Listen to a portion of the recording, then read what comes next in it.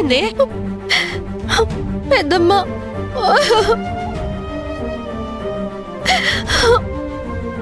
ఏమైంది రాధా? ఏం జరిగిందో చెప్పు. నువ్వు నీ ఫస్ట్ కాంట్రాక్ట్ సక్సెస్ఫుల్ గా పూర్తి చేసుకుని వస్తావని మేమెదురు చూస్తూ ఉంటే నువ్వు ఏడుస్తూ వచ్చావంటే?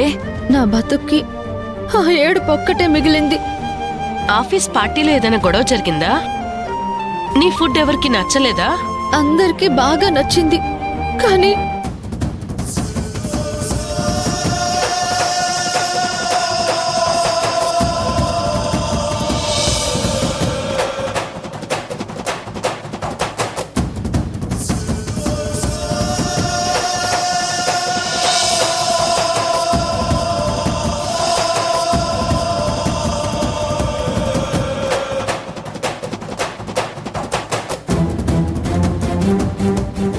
ఏ తప్పు చేయకపోయినా ప్రతిసారి బాస్ ముందు నేను తలదించుకోవాల్సి వస్తుంది. నాకెందుకు ఇలా జరుగుతుంది పెద్దమ్మ? నేనెవరికి ఏం అన్యాయం చేశాను? పార్టీ సక్సెస్ అయ్యాక శ్యామ్ గారికి నా పరిస్థితి చెప్పి సాయం అడగాలనుకుంటే నాకసలు ఇప్పుడు ఉద్యోగమే లేకుండా పోయింది. ఎక్కడ తప్పు జరిగిందో తెలియదు, కానీ స్టాఫ్ అందరి అనారోగ్యానికి దానికి కారణం నేనే అన్న నింద నా మీద పడింది. ఇప్పుడు ఎలా నేను చెరిపేసుకోగలను? శ్యామ్ గారికి నా మీద ఉన్న చెడు అభిప్రాయం ఇప్పుడిప్పుడే తొలగిపోయి నన్ను అర్థం చేసుకుంటున్నారని సంతోషపడ్డాను. కానీ ఈ రోజుతో అతని దృష్టిలో పూర్తిగా దిగజారిపోయాను. నాకే పాపం తెలియదంటే నమ్మడేంటి పెద్దమ్మ ఆ మనిషి? నేనెందుకు అతని మీద పగపడతాను? నేను కుట్రలు కుతంత్రాలు చేసే మనిషినా?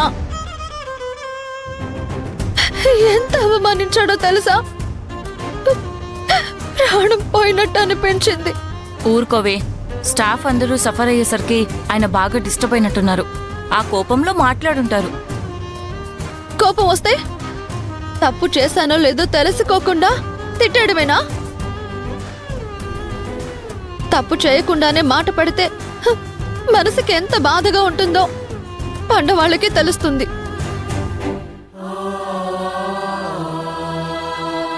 అతను నన్ను ఉద్యోగంలోంచి తీసేయడం కాదు, నేనే అతన్ని నా జీవితంలోంచి తీసేస్తాను. ఆ మూర్ఖుడి మొహం ఇంకెప్పుడు చూడను. నువ్వేం బాధపడకే. ఎంతో మందికి ఉద్యోగాలు ఇప్పించాను, నీకిప్పించలేనా? కానీ చింటూ గాన్ని ఎలా కాపాడుకోవాలి పెద్దమ్మా? చూద్దాం, ఏదో ఒక దారి దొరక్కపోదు.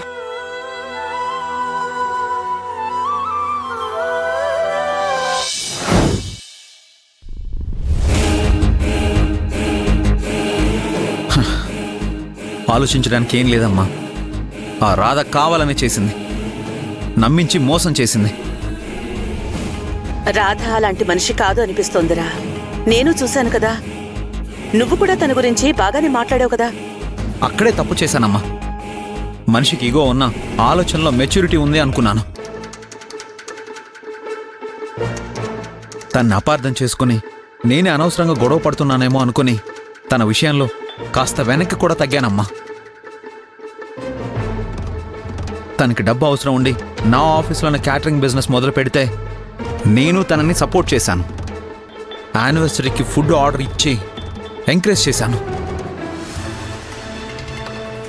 తను పైకి ఎదగడానికి కృషి చేస్తుంది అనుకున్నాను, కానీ నా పతనాన్ని చూడ్డానికి పథకం రచించిందని ఊహించలేకపోయాను.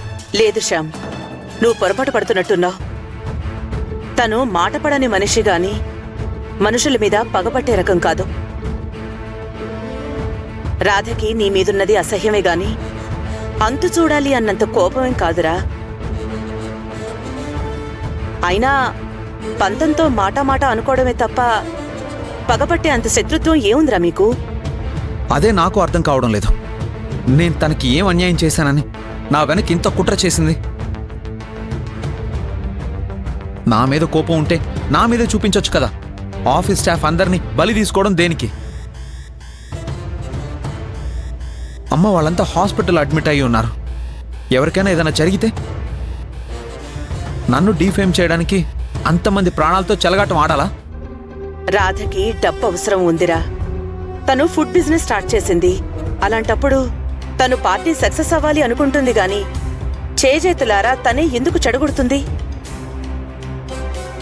నీ మీద పగ సాధించి తనకి తాను ఇబ్బంది కొని తెచ్చుకోదు కదా. ఎక్కడో ఏదో జరుగుంటుందిరా. నువ్వేంటమ్మా రాధని సపోర్ట్ చేస్తున్నావు? రే, నేను లాయర్నిరా. అన్ని వైపుల నుంచి ఆలోచిస్తాను. నీలాగా ఆవేశంలో మనసుకు తోచింది మాట్లాడను. అంటే తప్పు నాదే, ఆ రాధకి ఏ పాపం తెలీదు అంటున్నావా? తొందరపడి ఏ నిర్ణయానికి రాకూడదు అంటున్నాను. అయినా ఆ రాధను ఉద్యోగం నుంచి తీసేసావు కదా, ఇంకా ఎందుకు తన గురించి ఆలోచిస్తున్నావు? వదిలే. ఇక తనకి నీకు ఎటువంటి సంబంధం లేదు కాబట్టి ఇక నువ్వు ఆలోచించాల్సింది జరిగిపోయిన దాని గురించి కాదు, జరగాల్సిన దాని గురించి. నీకు డెడ్లైన్ దగ్గర పడుతోంది. ఖుషీకి కూడా నీ మీద నమ్మకం తగ్గుతోంది. నువ్వు తన బర్త్డే లోపు తనకి అమ్మని తీసుకురాకపోతే ఖుషీ నందినిని అమ్మగా యాక్సెప్ట్ చేస్తుందో లేదో తెలీదు గాని నువ్వు మోసం చేశావని మాత్రం తను చాలా హర్ట్ అవుతుంది. ఖుషీ హెల్త్ కండిషన్ కూడా సరిగ్గా లేదు. ఈసారి స్ట్రెస్ ఫీల్ అయింది అంటే తను కోలుకోవడం కష్టం అవుతుందని డాక్టర్ కూడా చెప్పారు. కాబట్టి ఏదో ఒకటి త్వరగా తేల్చుకో. నువ్వు ఆలస్యం చేస్తే సిచ్యువేషన్ సునంద కంట్రోల్లోకి వెళ్ళిపోతుంది. చూసుకో.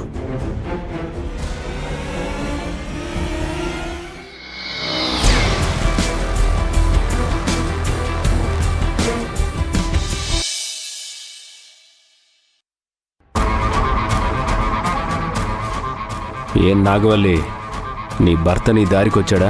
అంత తేలిగ్గా ఎందుకొస్తాడు? చెల్లి అంటే పంచ ప్రాణాలు కదా ఆయనకి. మెల్లిగా వచ్చి తీరుతాడు. ప్లాన్ వేసింది నేను కదా.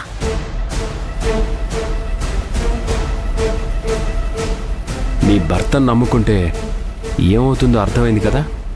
ఇప్పటికీ మించిపోయిందేమీ లేదు. నువ్వు నాతో చేతులు కలుపు, నీ లైఫ్ నేను సెట్ చేస్తాను.